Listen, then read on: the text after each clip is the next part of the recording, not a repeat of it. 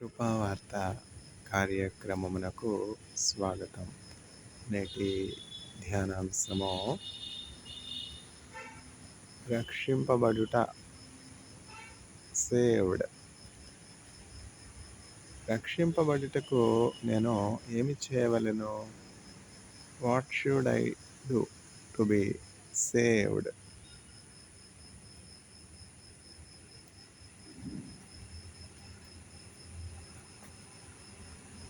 నీవు చేసిన ఉపకారములకు నేనేమి చెల్లింతును? ఏడాది దూడలనా, వేలాది పొట్టేళ్ళనా, వేలాది నదులంత విస్తార తైలము మీకిచ్చిన చాలునా?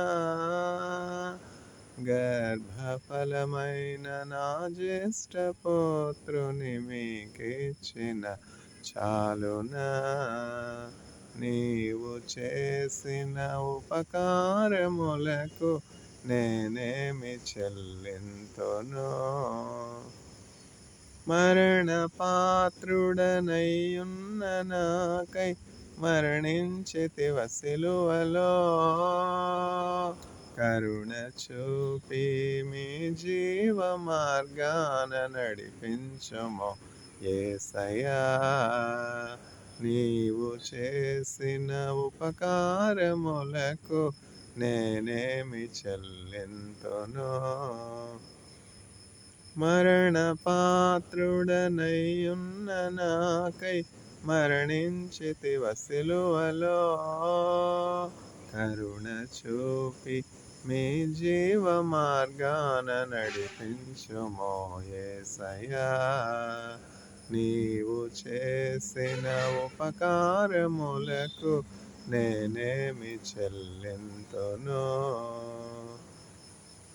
విరిగి నలిగిన బలియాగముగను నా హృదయమర్పింతును. రక్షణ పాత్రను చేబోని నిత్యము నిన్ను వెంబడించెదను. రక్షణ పాత్రను చేబోని నిత్యము నిన్ను వెంబడించెదను. నీవు చేసిన ఉపకారములకు నేనేమి చెల్లింతును? ఈ గొప్ప రక్షణ నాకిచ్చినందుకు నేనేమి చెల్లింతును?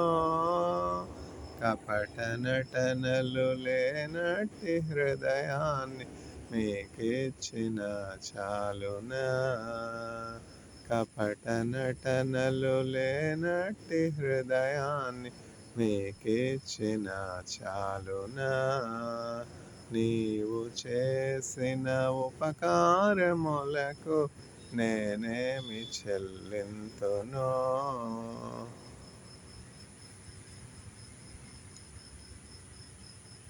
రక్షణ పాత్ర.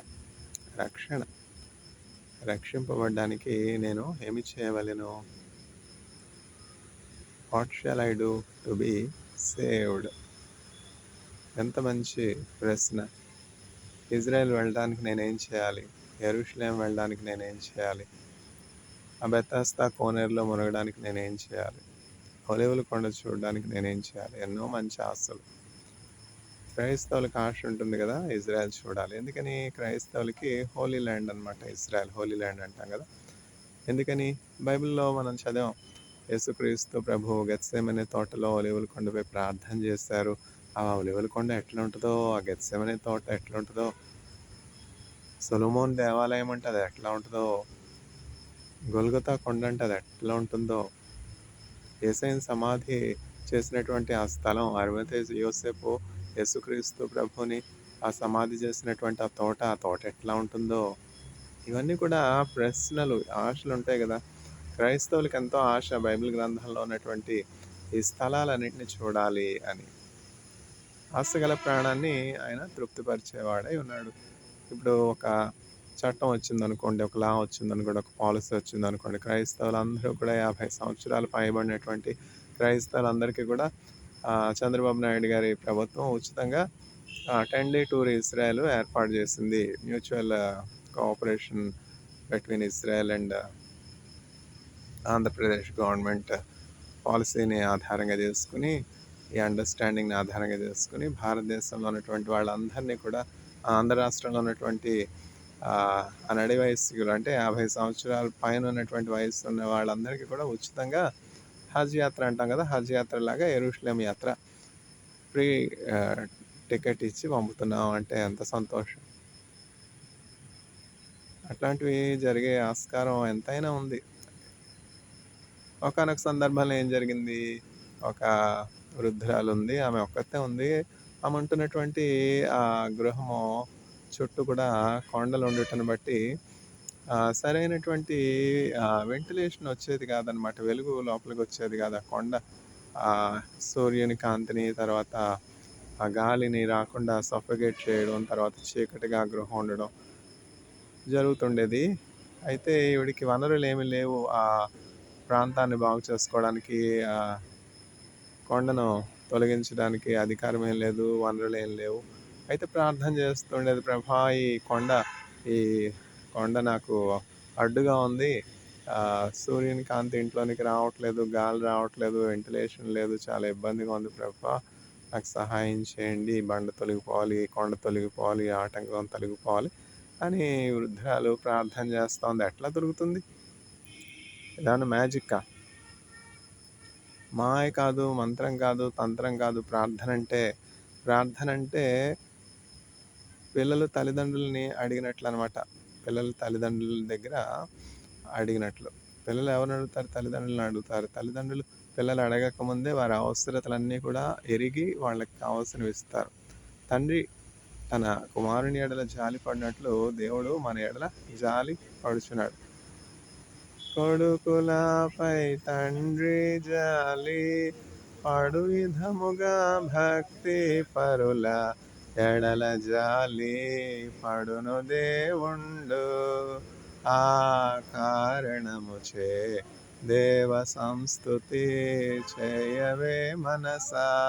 ఆ వాక్యం చెప్పడానికి ప్రారంభించే ముందు, ప్రభా నేనేం చెప్తాను నాయన, ఇది ఫస్ట్ అవర్, ఆల్రెడీ 24 hours అయిపోయింది, నేనేం చెప్తాను, నాకేం మాటలు వస్తాయి అని అనుకుంటాను. కానీ మాట్లాడుటకు నేను నోరు తెరిచినప్పుడు ఆ మాటలు ప్రభే ప్రిపేర్ చేసి సిద్ధపరిచి ఇస్తూ ఉన్నారు. చూడండి, పక్షి ఉంది, తల్లి పక్షి పిల్ల పక్షులకి గూట్లో ఎట్లా ఆహారం తెచ్చి తన నోట్లో నుంచి ఆ పిల్ల పక్షుల నోట్లోకి దినుసులు, ఆ పప్పు కావచ్చు, తర్వాత ధాన్యం కావచ్చు, వీటి కావచ్చు, ఆహార పదార్థాలు ఎట్లా తల్లి పక్షి పిల్ల పక్షి నోట్లోకి ఆహారం సరఫరా చేస్తుందో, ఆహారం ట్రాన్స్ఫర్ చేస్తుందో, అట్లా దేవుడు మాటలు ఇస్తాడనమాట ఆయన ప్రజలకు, ఆయన స్వార్థికులకు.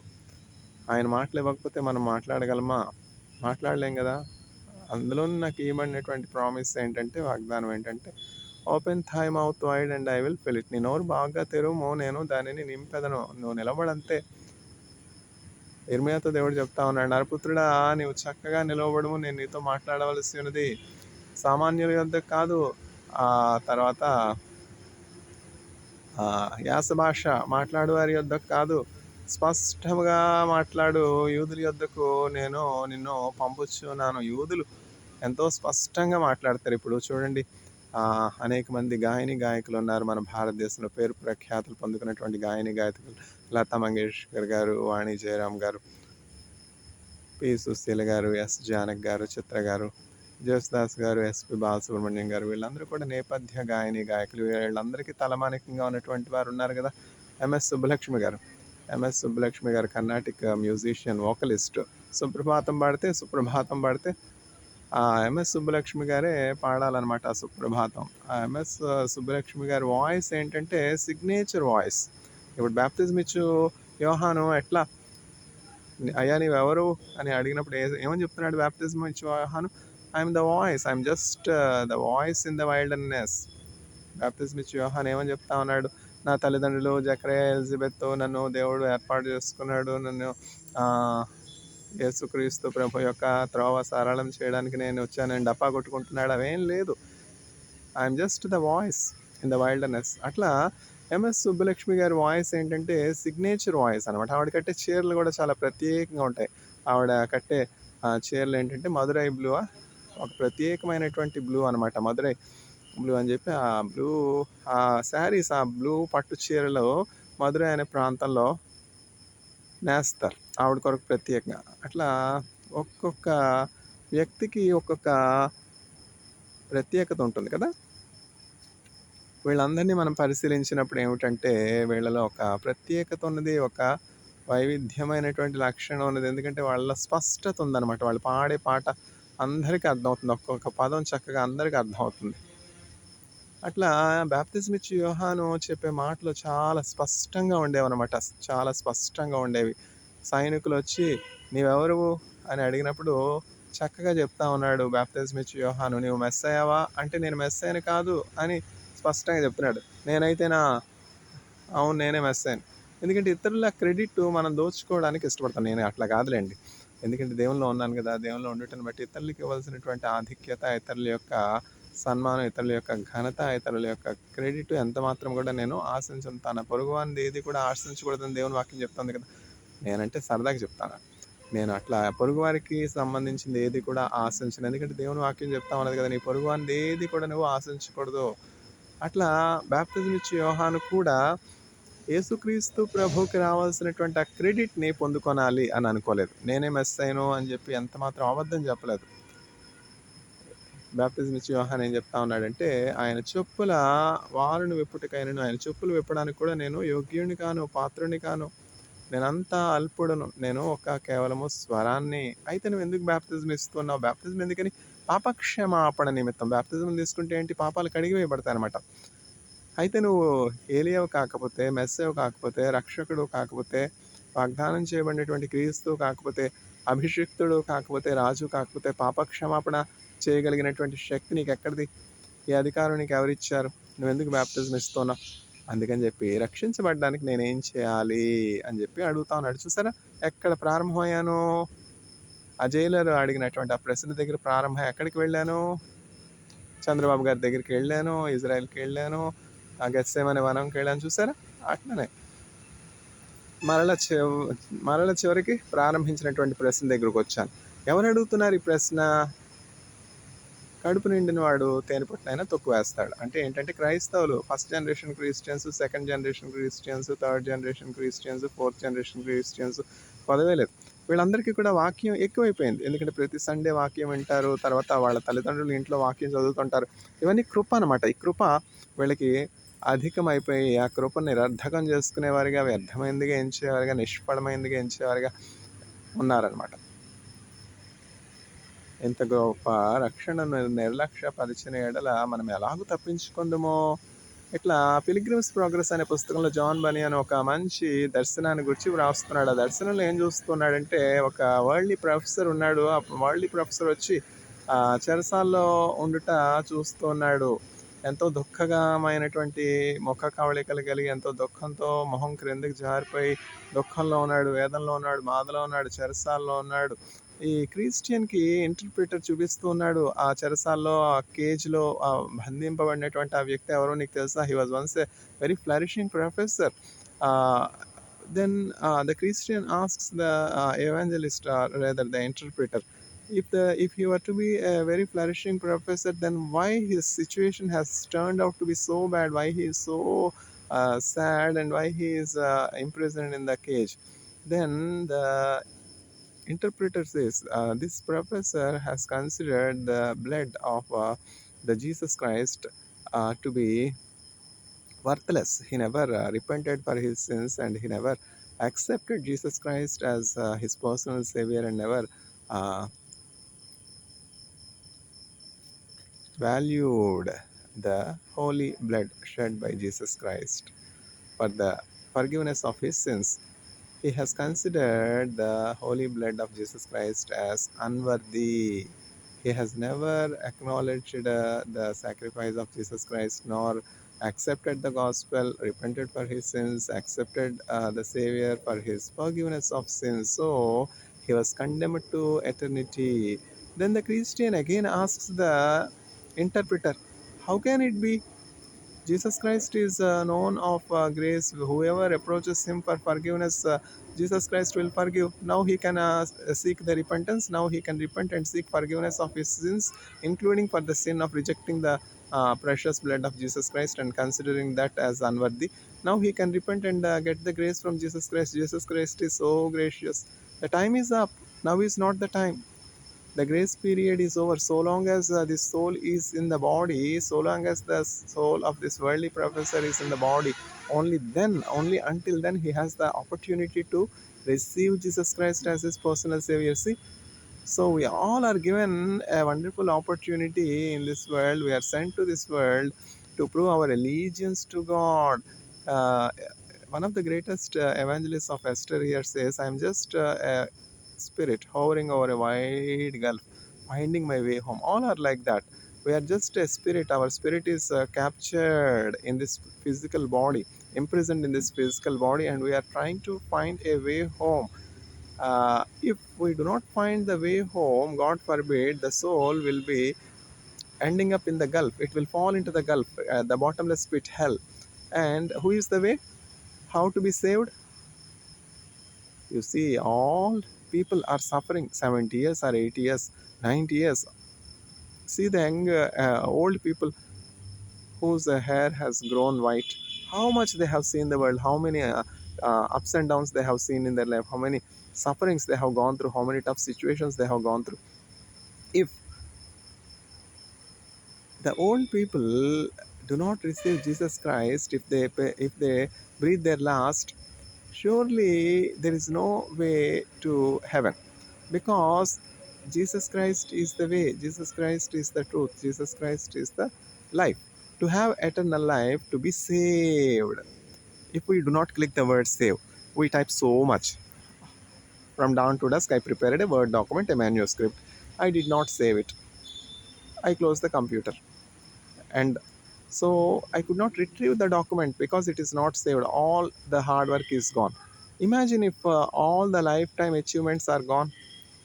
That will happen for those that never receive Jesus Christ as their personal savior. Jesus Christ is not a religion. Jesus Christ is not a person. Jesus Christ is the way to heaven. Jesus Christ is the atonement for the forgiveness of sins of mankind. For all have sinned and fallen short of the glory of God. If there is no sin, if we say that we do not have sin in us, we are making Jesus Christ a liar. Then he need not come to this world to offer himself as a ransom for the forgiveness of sins of mankind. If we do not have sin in us, there is no corruption in our body. There will be no corruption in our body. If we see what is happening, our body is getting deteriorated very fast. Even for a healthy person, leave alone cancer people, leave alone diabetic people, they are shrinking, they are shrinking, they are shrinking day by day. Their pain is unexplainable. Even for a very healthy human being, imagine how much they are suffering, how much they are suffering from dawn to dusk, how much they are feeling the corruptibility of the body.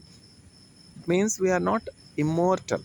To restore us to the original state of immortality, to restore us to the original state of glory, to restore us to the original image and likeness of God, to again reunion us with God, Jesus Christ has come to offer himself as a ransom for the forgiveness of sins of many. So when we believe in Jesus Christ as our personal savior, only by doing that just act, what is happening is we are confessing that we are sinners, we are confessing that we are mortal, we are realizing that we are mortal and we need immortality, we are realizing that we are sinners and we need the grace of Jesus Christ for cleansing our iniquities. So Jesus Christ will forgive us all our iniquities and clothe us with his righteousness. And through the cross, the barrier between this world and the other world is bridged.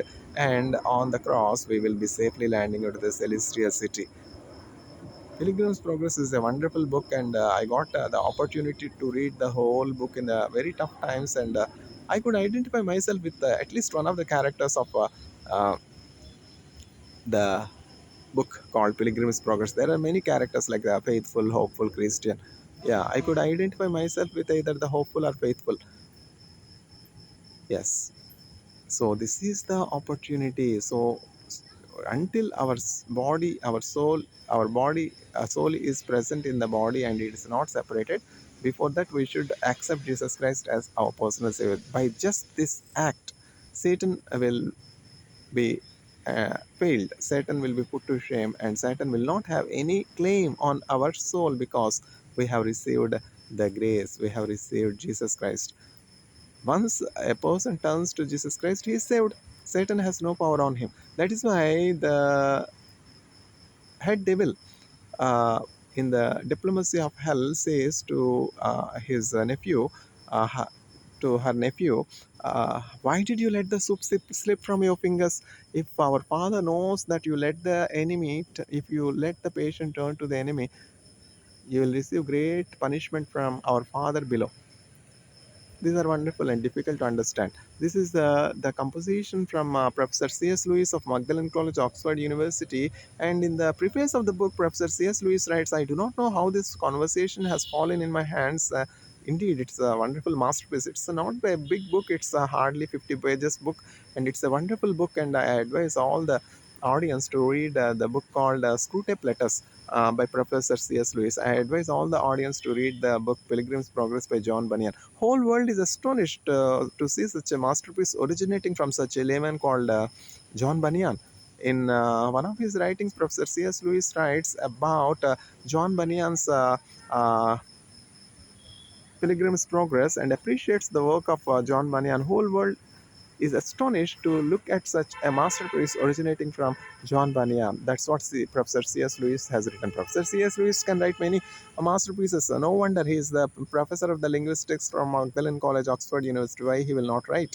But for a layman like John Bunyan writing such a masterpiece as which is next to the Bible, in terms of familiarity, in terms of popularity, it's nothing less than wonder, because John Bunyan was given such privileges, such visions, and he transformed and preserved the visions given by God in the form of a book. What are we doing with our talents? What are we doing with our visions? What are we doing with our revelations? What are we doing with the knowledge? The very purpose with which I preach or convey the knowledge through videos is, this is the talent that the God has given. I should use it for the best of my neighbor. Otherwise, I'll be answerable to God. May the Lord bless the audience with faith in Jesus Christ, so that they believe in Jesus Christ, and Satan will not have any power on their soul, and they will inherit eternal life. Amen.